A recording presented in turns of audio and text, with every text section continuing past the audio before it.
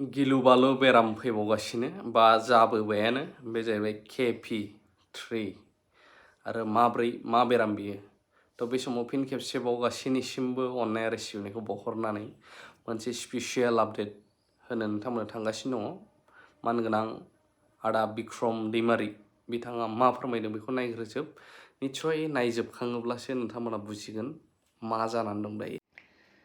गिबियावनो आं नोंथांमोनखौ हामबाय होनदों आरो नोंथांमोननि चेनेलनि गेजेरजों आं रायजोनो मोनसे गोनां खोथा फोरमायनो नागिरदों आरो बे गोनां खोथा फोरमायनायनि गुदियाव बेनो आसाम सरकारा जोंनि बे बिटिसि काउन्सिलखौ दासिम आरो बर' अफिसारखौ माबायदि अयनाय खालामो बिनि गोथां फोरमान रोखाखौ आं नोंथांमोननो होनो नागिरदों।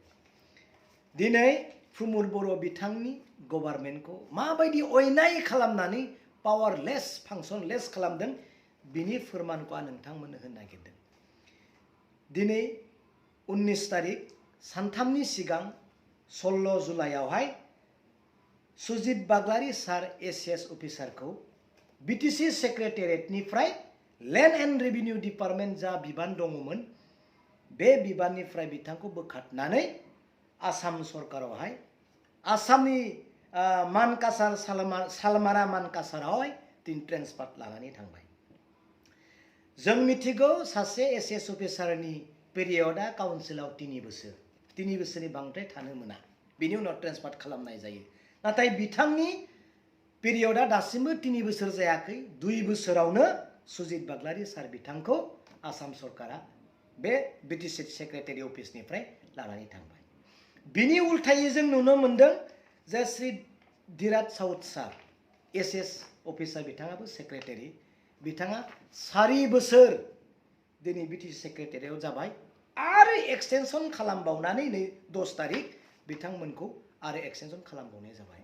प्लास आरोबाव दिथाकानन्द हाजरिका सार एसिएस बिथांखौबो 4 बोसोर जाबाय, 3 बोसोर बारलांबाय, बिथांखौबो दिनै एक्सटेनसन खालामनानै आरो बिटिसि सेक्रेटारियेटआव काउन्सिलखौ नायनो थाखाय बिबान होदों। अब्ला कुइसना बेसो जे सुजित बाग्लारि सार बिथांखौ प्रमद बर' सार बिथाङा मानो लाखिनो हायाखिसै? गावनि बिदा असे गावनि ट्राइबेल बर' अफिसारखौ दिनै एक्सटेनसन खालामनानै बे लेन्ड एन्ड रेभिनिउ डिपार्टमेन्टखौ नायनो हानाय बिबानखौ मानो होनो हायाखिसै? जों मिथिगौ नोंथांनि पावारखौ सोरबाया सालायगासिनो दङ, नोंथांखौ सोरबाया बाहायगासिनो दङ। दिनै नोंथाङा दि पावारलेस फांसनलेस जों बेखौ बयबो मिथिगौ। इएम जिएम एमएलए एमएलए एमपिस बयबो दिनै इन्टेलेक्सुयेलफोरा मिथिगौ। अब्लाबो खुलुमनायजों सोरखौबा आथिं हमनायजों दिनै बिसोरबायदि मानसिखौ दिनै लाखिनो हायाब्ला दिनै बिटिसि काउन्सिला जोंहा मा जागोन? सोर नायगोन बिटिसि काउन्सिलखौ जोंनि बे बिटिआरखौ? दिनै सिगाङावबो मानगोनां नरेन चन्द्र सार एसएस अफिसार बिथांखौ दिनै लाखिनो हायाखिसै। उइलबान दैमारि सार बिथांखौबो लाखिनो हायाखिसै। प्राणजित औवारी सार बिथांखौबो लाखिनो हायाखिसै। आरो दा नै सुजित बाग्लारि सार बिथांखौबो दिनै नोंथाङा लाखिनो हायाखिसै। गोरोन्थिया सोरनि? निश्चय काउन्सिलाव जायफोर दिनै नेताफोर दङ बिथांनिनो। दिनै आंथ' गोरोन्थिखौ मावाखै, आंथ' गोरोन्थिखौ बुङाखै। 19टा सार्कोल अफिसाराव प्रमद बर' बिथां गभर्नमेन्ट जानाय लोगो लोगोनो 19 जन गुबुन आदार्स अफिसारफ्रा फैबाय, दासिमबो सासेबो बर' अफिसार गैया। प्रमद बर' सार बिथां गभर्नमेन्ट जानाय लोगो लोगोनो 4 पिडि प्रजेक्ट डिरेक्टर दिनै गुबुन हारिनि सासेबो दिनै गावनि मानसि गैया।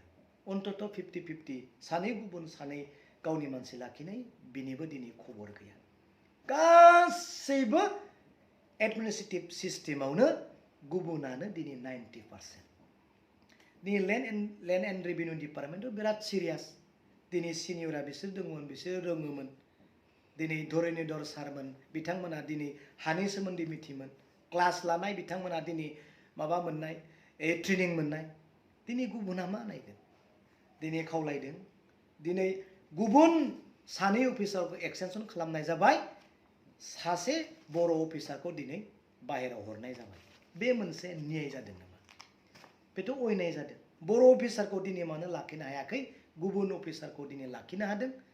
बे प्रमद बर' बिथांनि दुरबलता खावलायदों खुलुमनानैब्लाबो आथिं हमनानैब्लाबो सुजित बाग्लारि सारमोन बिथांखौ लाबोफिननो थाखाय खावलायदों आरो बर' ट्राइबेल अफिसारखौ लाबोनो थाखाय जोङो खावलायगोन जेन जोंनि बिटिसि सेक्रेटारियेटआ मोजाङै खुंजाथों सालायजाथों दिनै जों बेखौ खावलायदों गोरोन्थिफोर जाबायब्ला अननानै जेन निमाहा खालामो थेंक इउ बिथांनि फोरमायनायफोरखौ नोंथांमोना मिथिखाबाय नोंथांमोननि बेसेन गोसा कमेन्टखौ होनो हागोन लोगोसे KP.3आ मा आरो नोंथांमोना बेखौ लानानै जोबोद गिगोन नामा आरो जाय जायनो लकडाउन नांगौ बायदि सानो कमेन्ट होनो हागोन মুহূৰ্তৰ এটা ভয়ংকৰ খবৰ কোভিডৰ নতুন ৰূপ আৰু নতুন ৰূপক লৈ মুহূৰ্তত WHO তৰফৰ পৰা সতৰ্কবাণী জাৰি কৰা হৈছে কাৰণ বিশ্বত বাঢ়িছে KP.3 সংক্ৰমণ KP.1ৰ কথা হয়তো সকলোৰে মনত আছে KP.2 আহিছিল আৰু এইবাৰ KP.3 ভয়ংকৰ ৰূপত সংক্ৰমণ আৰম্ভ হৈছে ইতিমধ্যে সকলোৱে গম পাইছে যে আমেৰিকাৰ ৰাষ্ট্ৰপতি জো বাইডেন আক্ৰান্ত হৈছে কোভিডৰ নতুন ভেৰিয়েণ্টত